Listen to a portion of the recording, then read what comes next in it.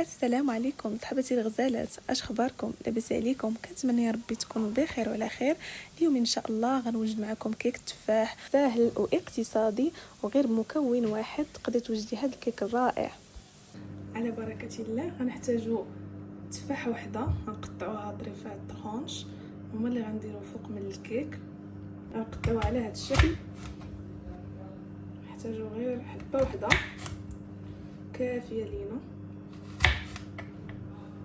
كنقيوها ونقطعوها بالقشور ديالها، نخليو لها هاد القشور ديال ما نحتاجوش نحيدوهم. نقينا التفاحه ديالنا نقطعوها بهذا الشكل طرونش رقيقه، نخليوها رقيقه بهذا الشكل.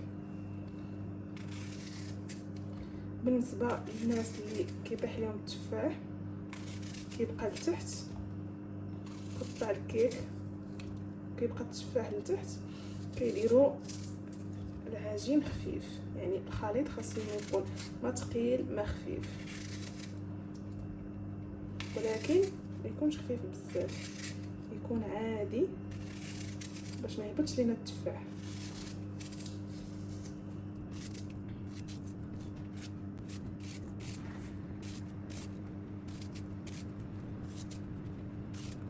نحتاج بون، ناخذ كاس ديال السنيده، بيضه وحده، هي ديال الملح، نحتاج كيس واحد ديال الفاني. خلط الخليط، بيضه كاس ديال السنيده،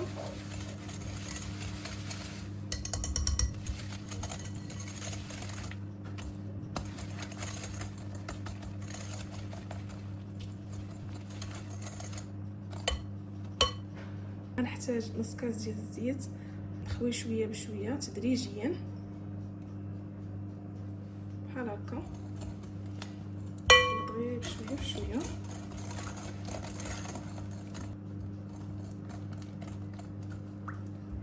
غنحتاج نص كاس ديال الحليب على حراره المطبخ. غناخذ القشور ديال الحامض العصير ديالها،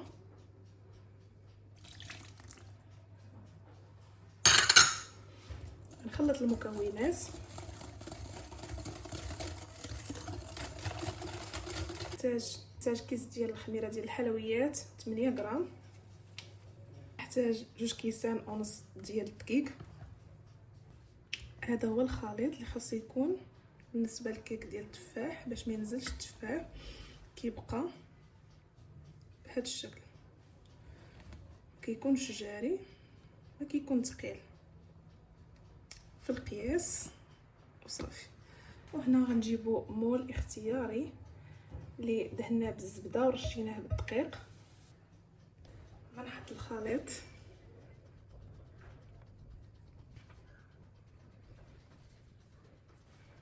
شوفوا معايا الخليط ثقيل، تبعوا هاد الطريقه وانا متاكده غتنجح لكم وغتعجبكم.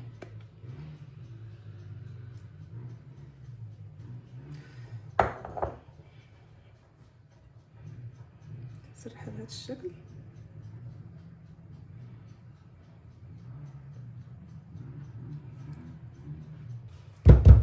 كنحاولوا نثبتوا الخليط بهذا الشكل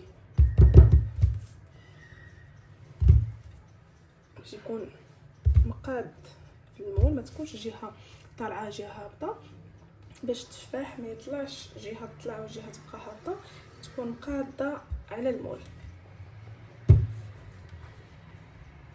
التفاح اللي قطعته معكم في الاول غنستفوه بهذا الشكل.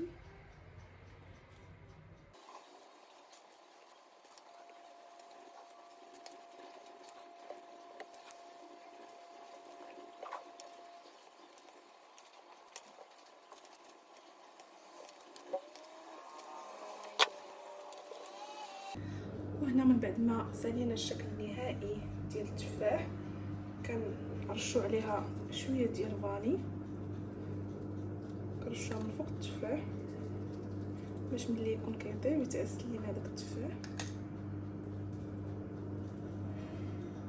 ضروري من هذه المرحله باش يجي هذاك لوغو ديال التفاح زوين ومعسل مع الكيك.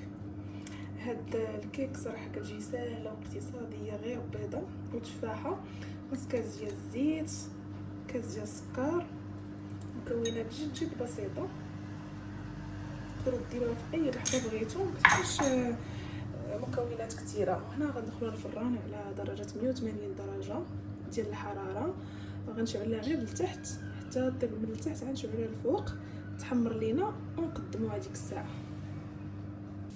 وهنا من بعد ما طابت لي الكيك ديالي وتحمرات بهذا الشكل، كنخليها تبرد واحد شويه وكنتقبها بالكوردون. من بعد كنسقيها بسيرو ديال الحامض اللي صايبت، تقدروا دهنوها باش ما بغيتو بالعسل بالكونفيتور على حسب شنو متواجد عندكم. انا هنا فضلت نسقيها بهذا السيرو، كيعطي واحد المذاق زوين. من بعد كتشرب هذاك السيرو، كتخلي واحد المذاق غزال مع هذاك التفاح. من بعد هنا كنقطعها وكنقدمها. الصراحه جات غزاله البنات، غير جربوها، انا متاكده غتعجبكم. والمكونات راها بسيطه متواجده في اي بيت، غير جربوها، انا متاكده غتعجبكم وجات منفوخه. واهم شيء هو ما تخفوش العجينه، خليوها ثقيله شويه باش تنجح والتفاح ما ينزلش لتحت. وبصحه وراحه، الله يعاونكم، تهلاو في راسكم، تباتوا في راحه الله.